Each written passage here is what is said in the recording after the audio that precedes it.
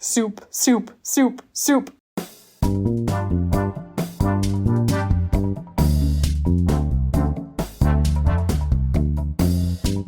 Welcome to Baggage Claim, an unofficial Jet Lag the Game companion podcast. Today, we're unpacking the finale of Season 4, Battle for America. I'm Jaya. I'm Casey. And I'm Kira. Casey, right now, how quickly could you get to an island to spell help with rocks on it? I could get to an island in about half an hour. There's Roosevelt Island in DC that I could get to. I would have to take the metro and then do a little bit of walking, but I don't know how rocky it is. The last time I was there, it was very muddy because it had just rained, but I think I could make it happen. Kira, what about you? Do you think you would be successful in spelling help, or would the rocks be too big or too small? I would definitely not beat Casey's 30 minutes. I can't picture an island anywhere near me. I truly think that the fastest might be flying to the Isle of Man or something like that. There's no way that's Truly, true. I don't know of a big enough body of water where there would be an island within a train ride from me. Maybe I just don't really know the surrounding area all that well, but Could you argue that England is itself an island? Oh, wait. Yeah, it is. In the grand scheme of things, but if we can count that, then I'll go outside and grab some rocks. I think England totally counts. I absolutely forgot that you were on an island. Do we fear that it's North America or the Americas is also a giant island? No. The island, England is connected to Scotland and stuff like that. So England isn't an island. It's but the British Isles. Isn't that a thing? Yeah. Those are islands. I'll count it, baby. I think you have me beat, Kier. Yeah, I think Kira's beating both of us because I can't picture any good-sized islands near me, but there are definitely little islands in the river that's 10, 20 minutes away. So I could probably get to a little island, assuming that I find one in the place where I think I might find an island. Probably about 30 minutes to an hour, but I still think both of you might have me beat. This is a hard challenge. Let's jump into a recap. This is such a juicy finale. We start with everybody going to the Grand Canyon, Ben and Adam in a car, and Sam and Brian in a helicopter. But Badam make it there and realize with horror that they are not in Grand Canyon National Park. They're at Grand Canyon West.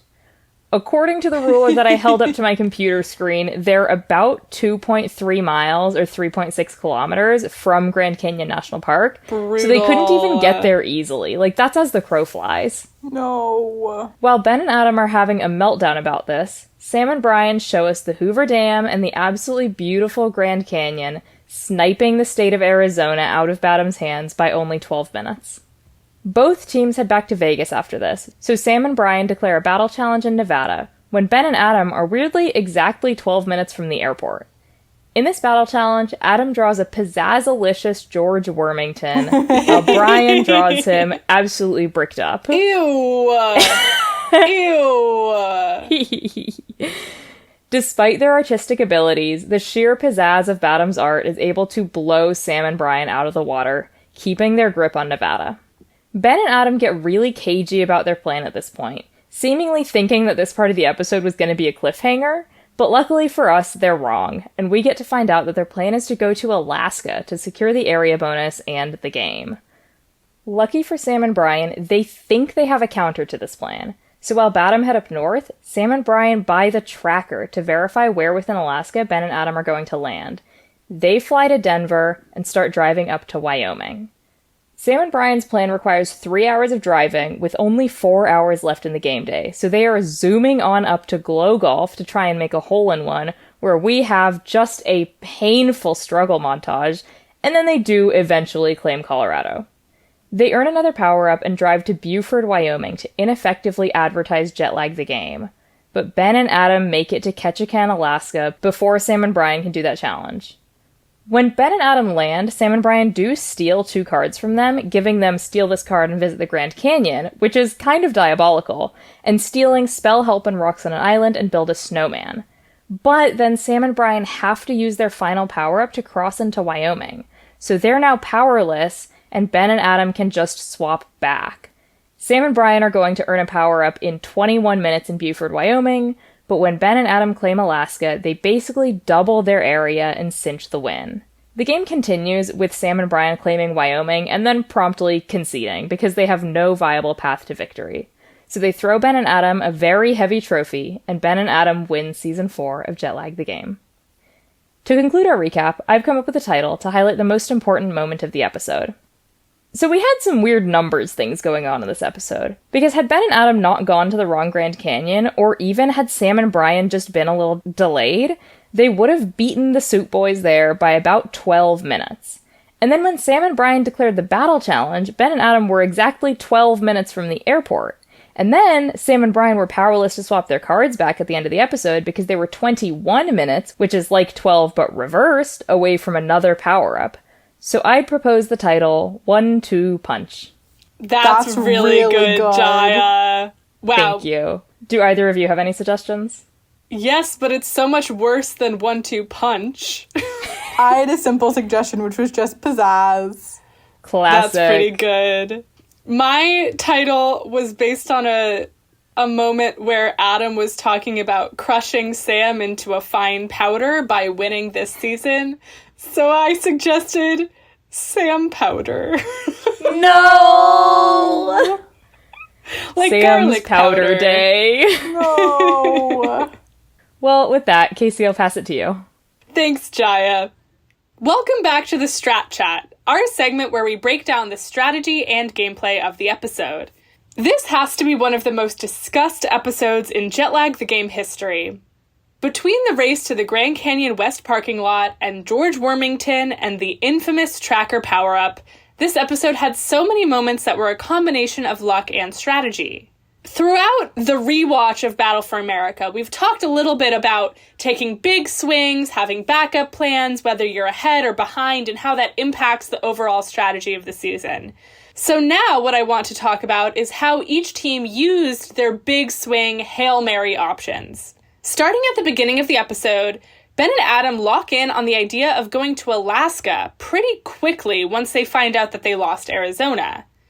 They knew that Alaska would win them 3 points, 1 for claiming the state, plus 2 for the area bonus, which would be a net 5-point swing because they would take the area bonus from Sam and Brian. But it would also fully remove them from the rest of the game in that they wouldn't really be in the mix of claiming other states, so it would give them really no flexibility. How risky do you think this move is? Considering that it was the very end of the game and that they weren't realistically going to be able to do anything after going to Alaska anyways, I honestly don't think it was too risky because they were gonna have to grab some state in these last few hours, and what state it ended up being would probably be the deciding factor about the area bonus. So I think unless they thought they could get 2 states that would also give them the area bonus down in the continental US, it just doesn't seem like that bad of an idea to go to Alaska, get that guaranteed 5-point swing, and know that you're ending your game on a good move. Like, unless Sam and Brian did something insane, they weren't going to be able to do anything about it. I will say, given the challenges that they had, like, given the cards in their hand, the biggest risk there was that their cards were stolen. And so considering how many power-ups they had, did they have 1 or they had 2? I think they had 1. Because what I was going to say is that something that is tough here is that, like Casey was mentioning, this had to be their very last move. They could do nothing else afterwards. And even in the episode, they talked about how they only have 1 power-up. So if Sam and Brian were able to swap, then they could swap back exactly 1 time. But then if Sam and Brian had 2 power-ups and were able to swap twice, that means that Ben and Adam would then probably not be able to claim Alaska at all. And so then they would do nothing with the second half of this last game day. I do wonder whether this is a good enough situation for Ben and Adam knowing that they are currently in the lead, like, I'm wondering whether they're able to take a bigger swing, because the only way for them to fail at Alaska is this, like, kind of crazy concoction of things going wrong for them and right for Sam and Brian. It would mean that Sam and Brian would have, like, so many power-ups left over that they could really waste a lot of them on swapping, as opposed to needing any for instance, driving over the border. And so in that way, like, even if Ben and Adam couldn't claim Alaska, they would still be in the lead. And obviously we saw that it would be very possible for Sam and Brian to pull ahead in that case. But even then, like, it wouldn't be guaranteed. Like, they could have taken a much longer time getting a hole-in-one, or, like, there are other things that could have gone wrong. And so I do think that going to Alaska was pretty guaranteed for Ben and Adam. Like, it wasn't so crazy of a risk. And even if it didn't pay out, like, there are just so many opportunities for things to still work out in Ben and Adam's favor. Whereas there's only really one path where things work out for Sam and Brian. And Ben and Adam didn't know the exact number of power-ups that Sam and Brian had. And so there was no way for them to verify, like, they can only swap cards with us once. We won't be absolutely screwed if they can do two. But because Sam and Brian were driving across a lot of state lines right there at the end of the game, I think it was pretty fair and safe to assume that they only had one maximum to mess with Ben and Adam. Like, they had 3 states to claim, all by car, and so they were going to need at least 2 power-ups. And just because of how Ben and Adam's power-ups in their hands have gone so far this game, like, I think it is a pretty safe assumption that you don't typically have more than 1 or 2. So I think it was fair of them to just kind of assume that Sam and Brian could only swap with them once, even if they hadn't done all of the calculations about how many power-ups they should have based on what challenges they'd done. Although it is kind of crazy that we're doing all of this explanation of how it was actually, like, super fair for Ben and Adam to do this, knowing that they were literally 21 minutes away from losing the game because they went to Alaska. Like, if they had gotten to Alaska a tiny bit delayed, or if they had spelled help a little slower, or if the Ketchikan airport wasn't on an island, like, they would have had a much, much harder time claiming Alaska before Sam and Brian got Buford. But if the Ketchikan airport hadn't been on an island, like, they might not have wanted to do spell help on an island there. So they may not have gone to Alaska in the first place because they just wouldn't have had a good challenge to complete there. So I think it really all just comes down to what challenges they have in their hand and how confident they feel that they can keep those challenges. Yeah. And then on Sam and Brian's side of things, they were in a pretty good position until they lost the battle challenge in Nevada. So they failed to do a 2-point swing there. And they came up with their own Hail Mary option for claiming Colorado, Wyoming, and Nebraska that essentially gave them no wiggle room, but they also had a little bit more flexibility to adapt to the challenge cards in their hand. How risky do you think this strategy was? Now, this, I think, is classic Sam. This might be one of the first instances of classic Sam where he has this closing move, lots of moving pieces, everything needs to go perfectly, that even knowing how it goes, when I'm looking at the plan, I'm like, this is an awesome plan. Like, even knowing that classic Sam, obviously it's not going to work, like, he really worked it out really nicely. And given their position, like, the Nevada steal kind of was make or break for both teams. I think that obviously if the Nevada steal had worked in Sam and Brian's favor, it would have been a very different game board because all of a sudden they would be in the lead for the first time. But given that they couldn't steal Nevada, I don't know of a better option. And so in a lot of ways, this almost doesn't feel like a Hail Mary. Or at least, like, if this is a Hail Mary, then any move would be a Hail Mary because they're so far behind. I completely agree. This feels like it's just an end game strategy here. Like, yeah, it's just a plan to me. it's high risk in that in some ways I think it could be argued this was their only path to victory. But then it's not high risk. You have to try because it's their only path. You have to go for it. Yeah. And then on the topic of risk, I know we've kind of danced around this subject, but I think we have to at least briefly touch on the tracker. What do you think of the use of power-ups in this finale from both teams? Okay, I need to start by saying that the tracker was a mistake. I think nobody disagrees with the fact that it ended up being a mistake. But I do understand where Sam was coming from there. That in order to steal the correct cards from Ben and Adam, they did need to know where in Alaska they were going to touch down. Because what if they landed somewhere where there were no islands? Or if they landed in Ketchikan, they're for sure doing spell help in rocks. So I do understand that instinct. And I do also think that this was one of the first instances in jet lag where doing something because you're afraid of getting screwed over or making a mistake in the future without that information ultimately screws you over. Like, I think Sam really pushed for buying the tracker because he was afraid of what Ben and Adam could be doing.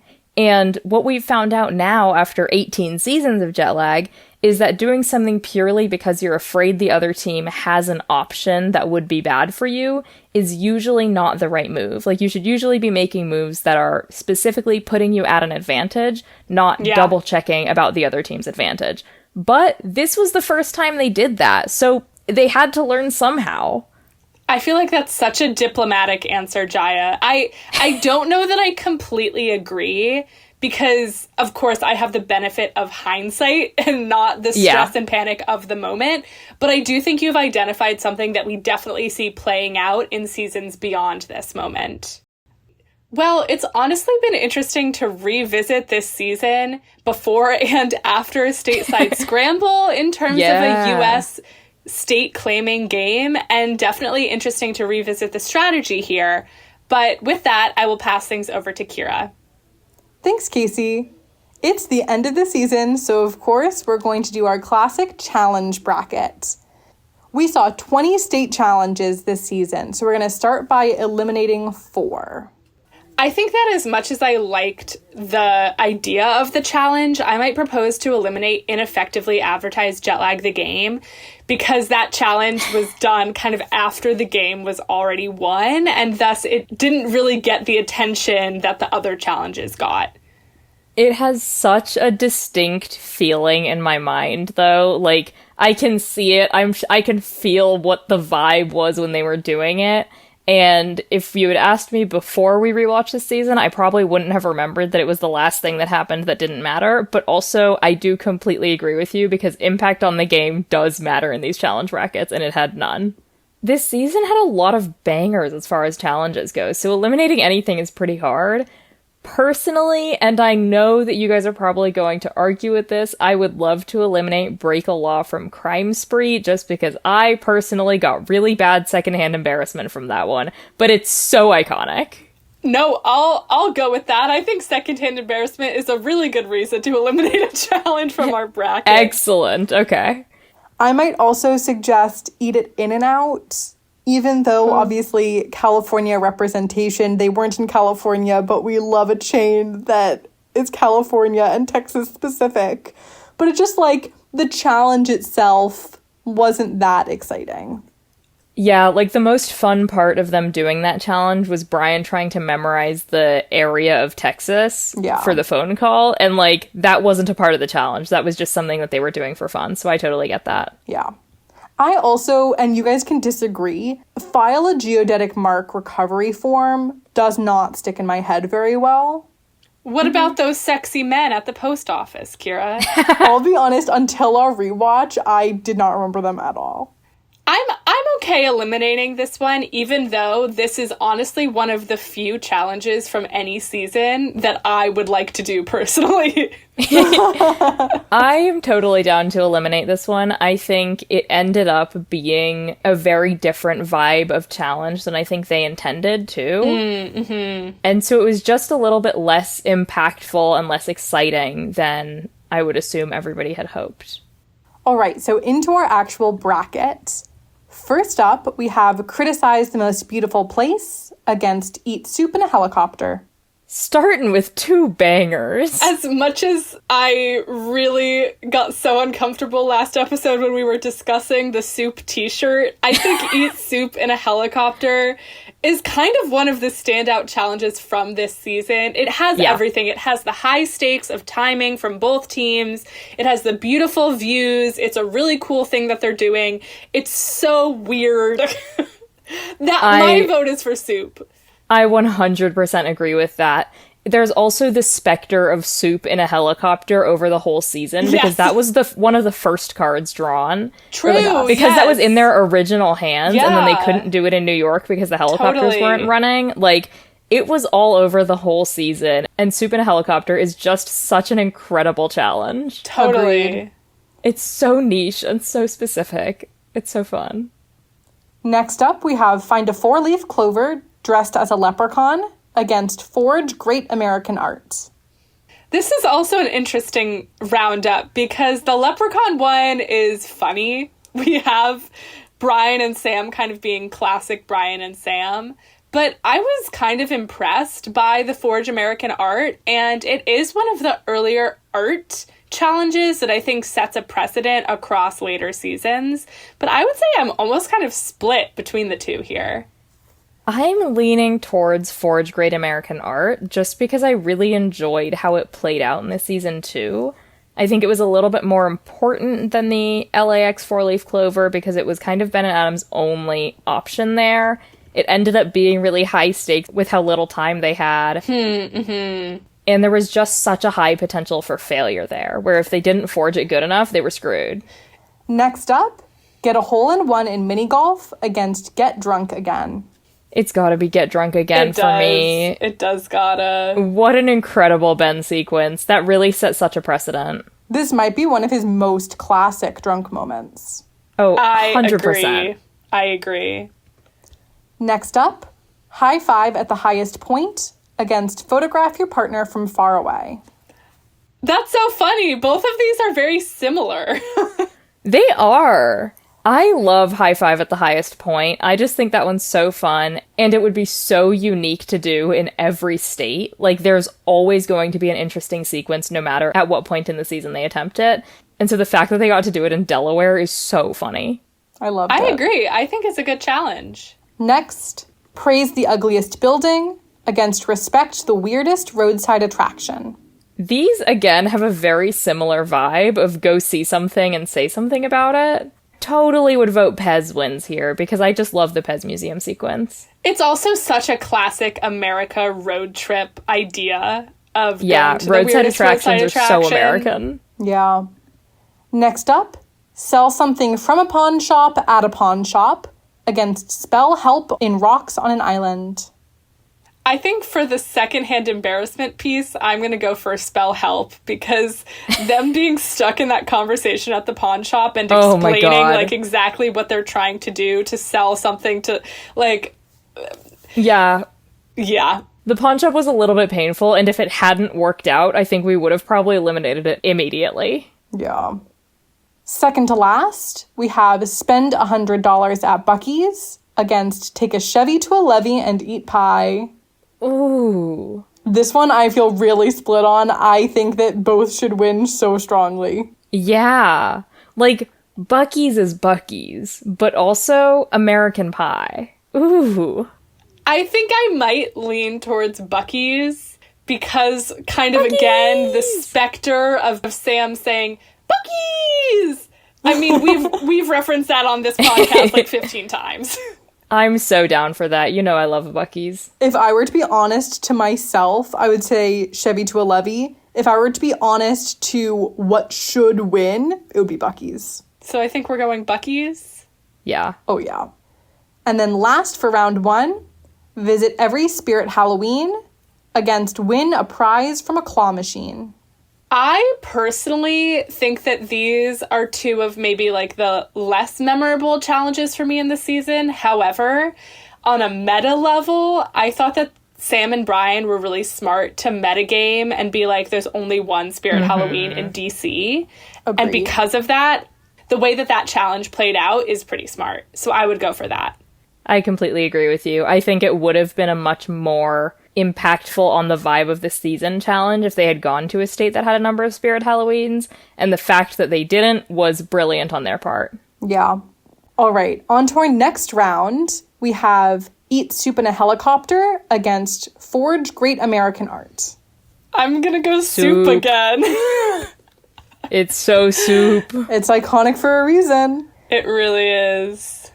Next, Get Drunk Again against High Five at the Highest Point. Ooh. We're gonna cut this, but it's a drunk and a high challenge. No, that's good. That's really funny, Kira. I think this personally is like the most iconic drunk challenge across the seasons to me. And so for that reason, I would vote for Get Drunk Again.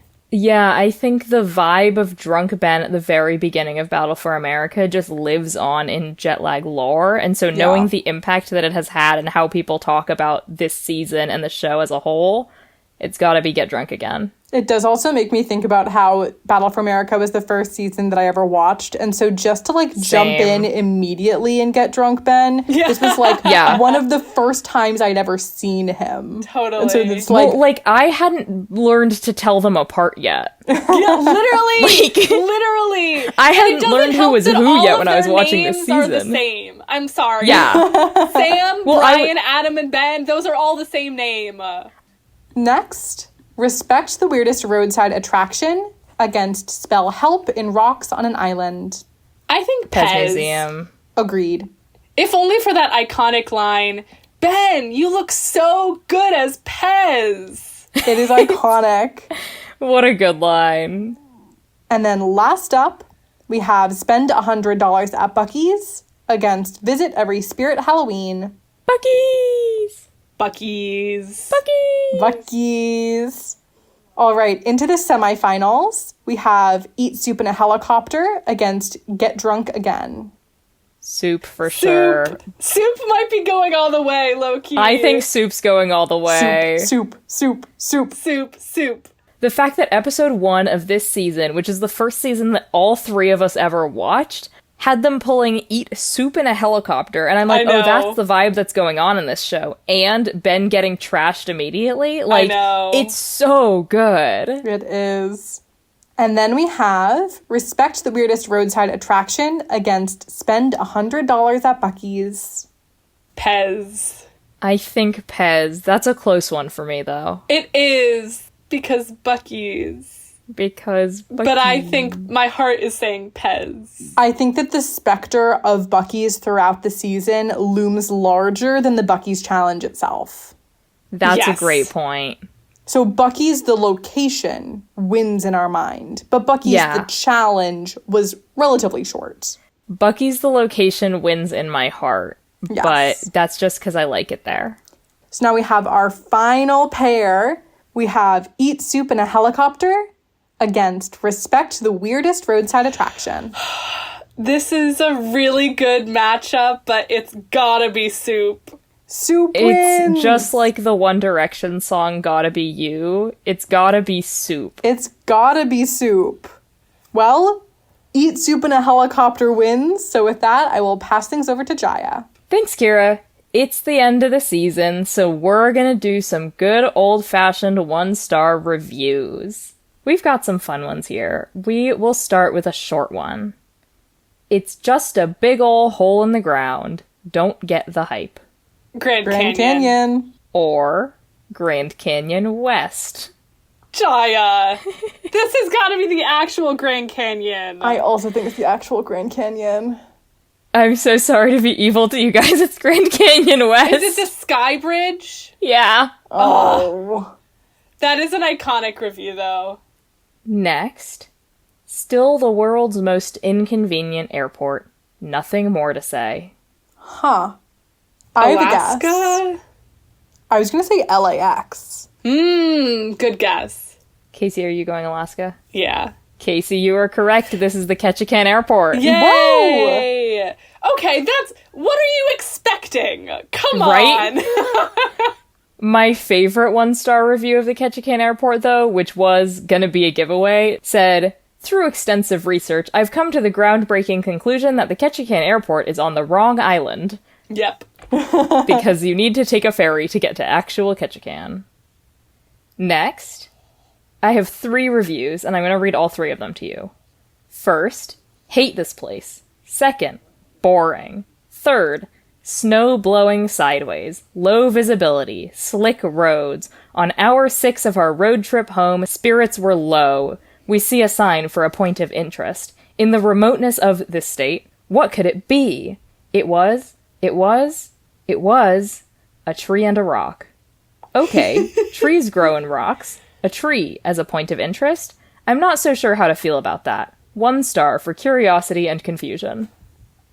Where the heck did they see a tree and a rock? I will note the tree and the rock wasn't super notable in jet lag. It was just in the place. That's awesome, but... I was going to say Buc-ee's, but that doesn't feel right. But I do think there's you're a right sign in that it's for like... it. It's some sort of, like, interstate highway in a state that gets a lot of bad winter weather. Maybe I'll say it's the Pez Museum. I don't know. I'm just gonna say Delaware as a state. Love those both, but it is Buford, Wyoming. Yeah, Whoa. that feels right. There's nothing there besides a roadside attraction for a tree and a rock and a fireworks store. Whoa. That's it. All right. It's just a 1-star review that says, "You would not let us in with our service chicken therapy chicken." And then there's a response to it from 1 month ago that says, "Your 1-star review of our business is unfair and unwarranted. As defined by state and federal law, chickens are not considered service animals. Here are all of the reasons why chickens can't be service animals. We don't allow emotional support animals into this facility." That Museum is so again. funny. I think I'm going to say In-N-Out. Oh. Kira, are you locking in Pez Museum? Yeah. It's the Pez Museum! Ah! Nice. I feel amazing. My actual favorite 1-star review from the Pez Museum, though, was, I would have given it 5 stars, but Pez no longer makes the Pez pistol, and no commie gets 5 stars from me. That's crazy. It was crazy. Next, the fries are a mockery of everything that is fresh. They are very dry and taste like cardboard. I mean, I don't agree with it, but again, I'm gonna say In-N-Out. It has to be In-N-Out. It is the Austin In-N-Out. Well, maybe they make it different in Austin. California would never. That's what I was seeing, was that it had all of the In-N-Outs in Austin had really bad reviews, and all of them were just like, this is no California In-N-Out. I thought I could get a taste of home. The whole thing about California In-N-Out is the fries are so fresh. The fries are so good at California In-N-Outs. Yeah. Next, 3 escalators in a row, all going down. Silly system. It should be up, down, up, down, up, down, I think. I have a guess, but I don't know where it is. But where's the place where Sam and Brian were, where there were all the escalators? Virginia. Where they were hatching their plan. Is that the DC one with the really long escalator where one time Casey saw somebody fall down it? No, it was like an airport or something. Wasn't that Dulles? Oh, maybe it was Dulles. I'll say Dulles Airport. I think I'm going to say the observation deck. Oh, that feels in better. Rosslyn. Both of those are great guesses, but this is just Moynihan Train Hall in New York City. LOL. I know. They had they must have flipped some of the escalators around for rush hour when people are reliably going in a specific direction, and somebody was pissed about it. That's really funny. I'm not sure why anyone visits this place. It's a hole that steals pants. I think it'd be much better filled up with 4.17 trillion cubic meters of cement than covered with a Walmart supercenter, complete with a massive parking lot and 20-lane highway. Then I could easily buy new pants, which I lost when a gust of wind ripped them clean off. Dog friendliness? My dog lost her pants as well. I'm gonna go the actual Grand Canyon? That's so funny, Kira. For some reason, I was feeling Spirit Halloween. Whoa. It being Spirit Halloween is really fun, but it is the actual Grand Canyon. That's crazy. That's so funny. Craziness. That's crazy. I was behavior. bewildered when I was reading this one. This is a 3-star review, but it made me laugh. And it says, Ebright is quite a tame peak, but she has a surprise or two on the way up. I'd recommend taking a direct approach when summiting, keeping true until you see the plaque, often above the clouds. What? I'll go Delaware's tallest point. Ugliest building in New York. Delaware's tallest point. That's crazy. crazy. I think it's just a bit review of the highest peak, because all of them were like, it's disappointing for a highest peak, but I had to go. Yeah. And finally, it's just colorful mountains in a crater, but little squirrels come up and ask you for some of your lunch. So 10 out of 10, but it's a 1-star review. Heck, I'll say the Grand Canyon a third time. I don't know where this could possibly be.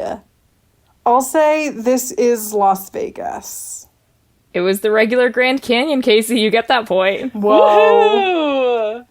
Well, congratulations, Kira. You have won that round of 1-star reviews with 4 points to Casey's 3. Yay! And with that, we will move into our Rose, Bud, and Thorn. Casey, do you want to get us started?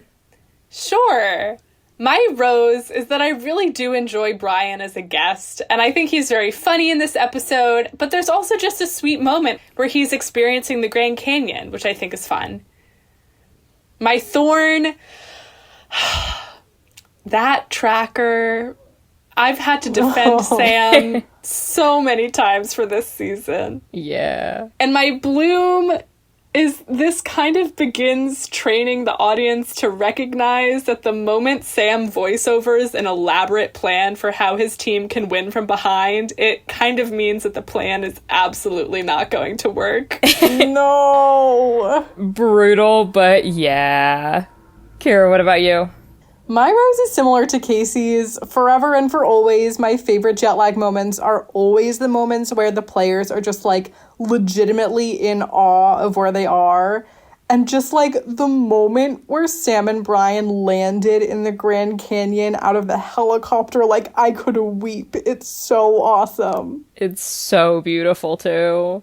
My thorn is that it was super sad seeing Sam crash out during those last 21 minutes in the car on the way to the smallest town in Wyoming. Like, obviously brutal that they lost, but just more so the sadness with which they finished that last challenge. Yeah.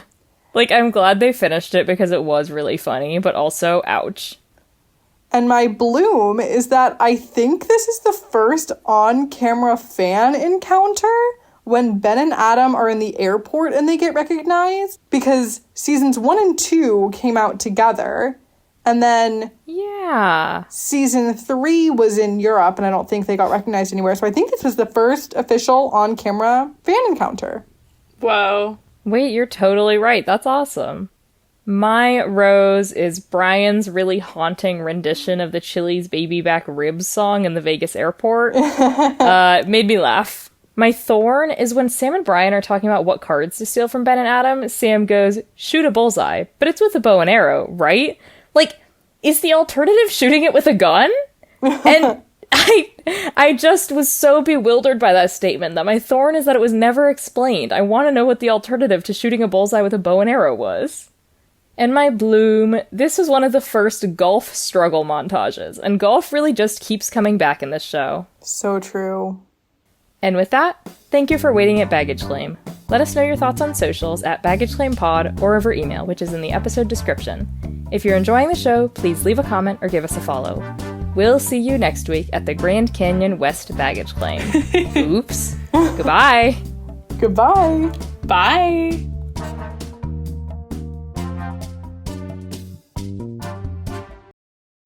It's the soup season of Baggage Claim, season. not of Baggage Claim. It's the soup season Call your of mom. Jet Lag It's the season Game. of the soup or whatever that song is. Exactly. Season by Noah Kahn.